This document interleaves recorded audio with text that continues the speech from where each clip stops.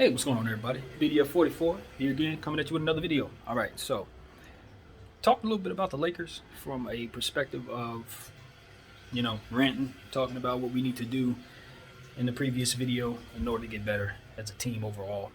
Now I want to kind of jump into tonight's matchup. The Lakers will be playing the Sacramento Kings again because apparently schedule makers want to make dang sure that the Lakers play the same teams over and over and over and over again to start the season. And this isn't just the season we're talking about. We're talking about the preseason too, because we played like 3 teams, including the Kings. I think maybe like 3 times. So, yeah, needless to say, we've seen the Kings quite a bit already. Good thing is, because we're getting so many of these games out the way, we won't have to see a lot of these teams again for a long time, or maybe not ever in some cases. So, yeah, still early, a lot of season left. Tonight we see the Kings, and really, I'm optimistic that the Lakers are going to get this victory tonight. They should be very upset about how that last game went against that team. Triple overtime on our floor. They're missing 2 of their starters, and we just couldn't close.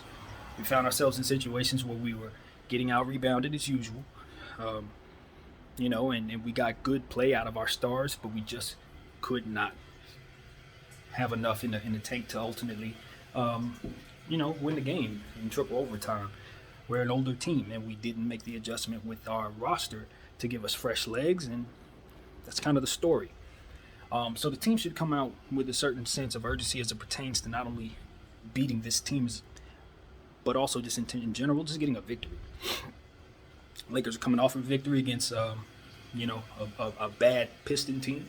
It wasn't our greatest showing, but we'll take victories where we can get them, and I think we want to give ourselves a bit of a winning streak, and I think we're going to start that tonight.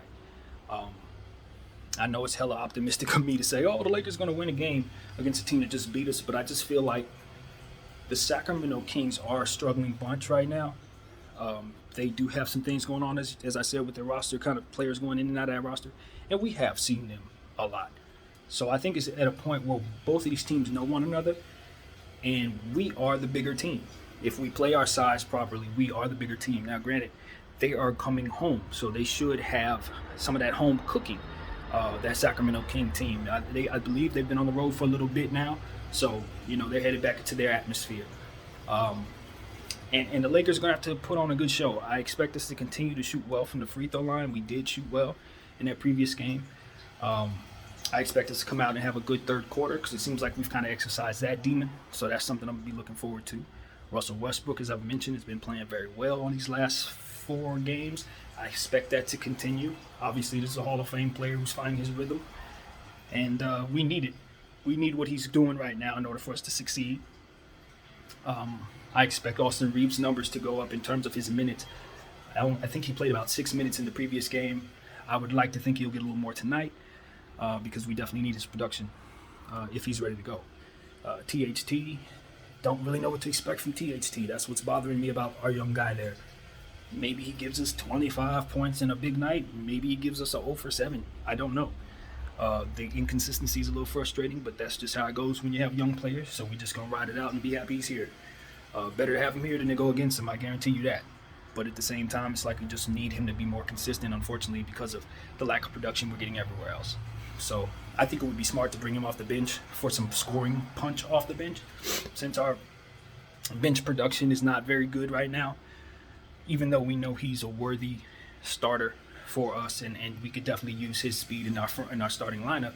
I think at the end of the day, I love the idea of having a dynamic of players who can really do something off that bench. You bring him and Malik Monk off the bench, and I'm pretty certain you're going to have good stretches when LeBron James sits down, good stretches when AD sits down.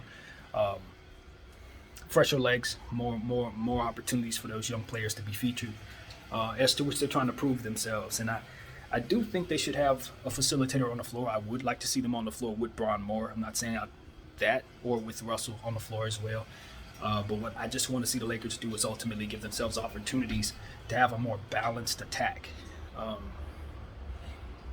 I would preferably like to see us go deeper into our bench from night to night. I think that's another problem that we're having. We got a lot of old guys, but we're playing only like 9 players in rotation, or maybe even less in some cases. Obviously, a lot of that has to do with injury. So as guys are starting to come back, I want to see Frank dig a little deeper in his bench. Um, even in situations where otherwise he may not necessarily want to. I just think for our age, it's most important that he does this.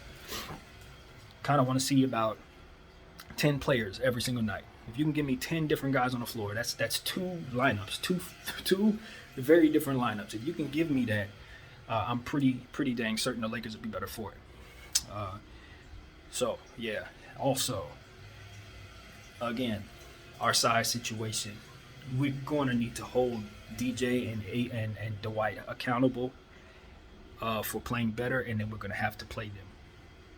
And I know people are not excited about that because they haven't played well, but I just know better than to throw AD out there at the center position continuously and expect him to stay healthy and expect him to win rebounding matchups. I just know better.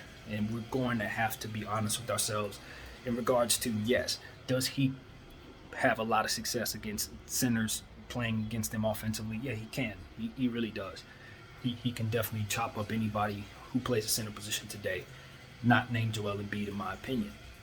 And occasionally he'll get him too. But on the other end, I don't want him having to try to box out against these guys. He should not have to box out against Rashad Holmes. He shouldn't be banging down there with no Rashad Holmes. You understand what I'm saying? Like that's not what you want AD doing. And that's exactly what we're having him do when we play at the center position. Now, there are sequences, of course, in basketball where you can have a guy play center and then switch him out on the other end, play different zones, different various things. Yes, all of that is true. Switching off, you can find yourself still on a big. All of those things are very true.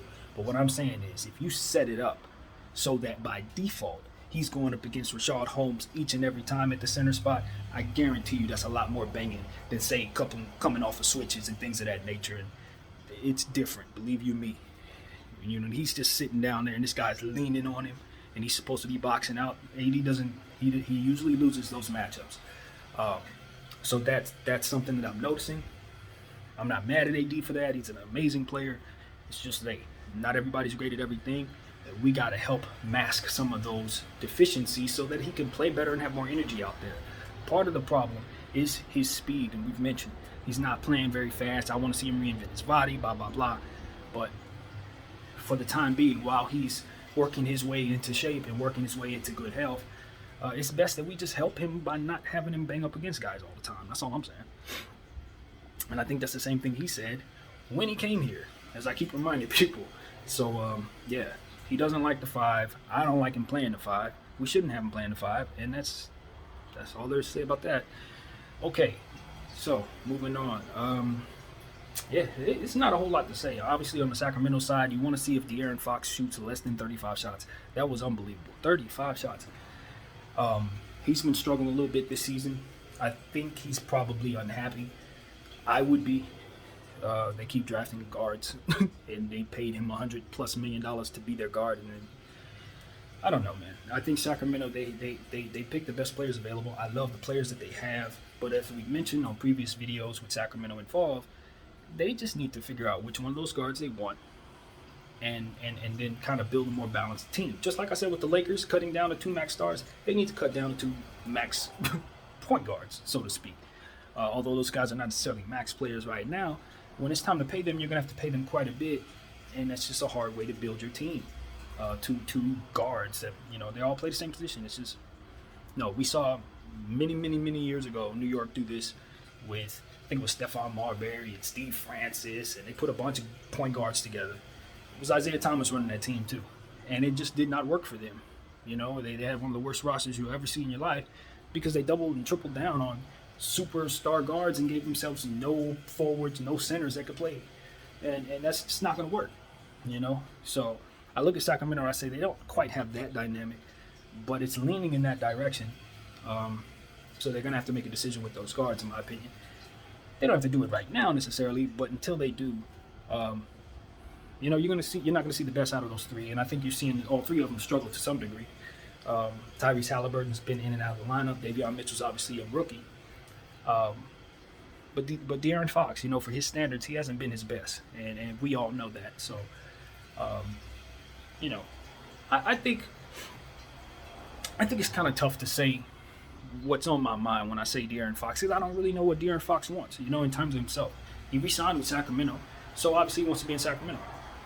But I just think at the end of the day, he probably should be more high usage than the role that he's in based on the high level guards that they have. So my initial thought is to say free De'Aaron Fox. But the reality is, I just think they need to shore up De'Aaron Fox's position in Sacramento so he can continue to be where he ultimately chose to be. And that means freeing up somebody else. That means free Tyrese Halliburton or free Davion Mitchell.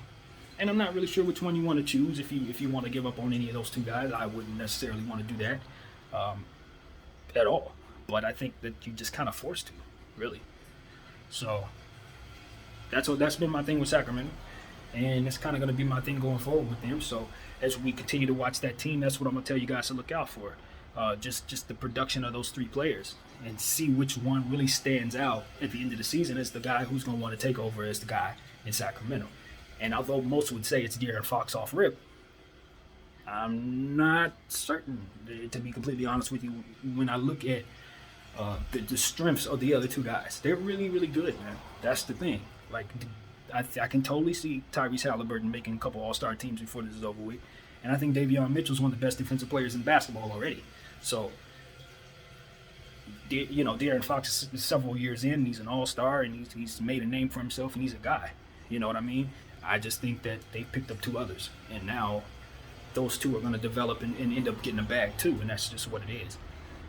So while I know De'Aaron Fox is the heck of a player and he's a star, he's actually got competition, and that's unfortunate for him. So it just is what it is, and that's what we'll look for tonight. Sacramento, which one of those three guards is going to put it on us, which will probably be all three. So that's what I got to say about that, man. Sacramento's going to do what they do. We'll see if Harrison Barnes plays tonight, if Rashawn Holmes plays tonight, if LeBron James plays tonight. Obviously, he's dealing with that side injury, or that I say ab injury, I guess, that he retweaked in the last game. So he said he's going to play. He'll play, but we'll have to see how he goes out there with that, because that's a reoccurring injury, and he's an older guy, as we already obviously know. So healing that thing is most important. In my opinion, he shouldn't even play tonight. And I think this is a game we can win without him. I think Russell Westbrook and Anthony Davis will be they will definitely carry the load tonight. I think they're both very I would be surprised if AD doesn't play well tonight. Put it like that. This is, I would say, the first week in AD's Laker tenure where everyone's looking at him and saying, you are really not playing well. Like, I don't think he's dealt with that in this way before. People have looked at him and say, oh, he's dealing with injuries. People have looked at him and say, oh, he's kind of despondent. He's not really giving the effort. But they haven't really just zoned in and say, okay, Anthony Davis, you're not being who you need to be for the Lakers right now. And this is that week. He's getting that energy, and I just feel like maybe that's the button. Maybe that's the button to press that'll get him to be fired up. Because he just looks unhappy to me. And I'm not saying unhappy as in I want to be traded, but just unhappy as it pertains to, let's get out there and play some ball. You know what I mean? Something needs to wake him up and get him excited about playing ball and get him out of his mindset of whatever else is going on. So I'm looking for that. I'm looking for that tonight against a team that he should be able to dominate against. Even whether Rashawn is on the floor or not, he's going to win that matchup as it pertains to being able to get his numbers and make his impact felt. So, big night from AD, I'm predicting. And, big night from Russie. Big night from Russie. His turnovers will be up. As we know, that's the Davion Mitchell effect. So, expect probably 6 or plus turnovers from Russell Westbrook, I'd expect. Or LeBron James if he's out there. It's not about those players. It's about who's passing the rock, because that's what really determines those turnovers in situations like this with good defensive teams. So, turnovers will be up, but we should win. Now, does the coach get in the way? Are we going to have those small ball lineups at the end of the game that ultimately leaves us without rebounding situations for ourselves? Getting those offensive rebounds is very, very important. Making sure we give ourselves second chance points because we've definitely given up rebounds on the other side. We know that. So, yeah, we'll never expect defense from the Lakers. Will not. I expect the Sacramento Kings to score upwards of 105, 110 points tonight. But I'd expect us to also have 115, 120 points tonight. Even though this is a good defensive team, like I said, big game from AD, big game from Russell Westbrook. And I expect to win the game. I expect to win in Sacramento. No overtime, please. I'm not predicting. I'm begging. Please, no overtime. The last thing we need is to continue this process. We were close to getting a blowout victory in the last game. I'm not predicting we'll get one tonight, but I'm sure hoping we can finally get some type of win like that going forward. We need to win a game by 20 points or more somewhere in the next couple of weeks, because if we don't, it's going to start becoming a situation where we wonder if we're even good enough to do that. So, a lot of bad teams we've already played. Here's something I want to say. I think the Lakers are going to play up to the level of competition as it pertains to some of the better teams as the schedule starts to get more tough. This is a team that needs motivation, and I think when they go up against guys that they respect, they're going to turn it on as it pertains to what it is they can control. Now, turning it on does not mean blowing out everybody. It means that the big three find their synergy and ultimately control the game themselves.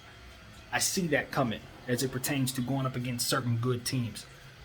Phoenix, our next matchup against Phoenix is going to be interesting. Our next matchup against the Warriors is going to be interesting, etc., etc. I just want to see if the Lakers are going to live up or play up to the level of the opponent, because they have certainly played down. So this is an old team that has motivation issues, and I just wonder if my thinking is aligned with what we're going to see. I wonder if they're going to play up. Anyway, that's what I got to say.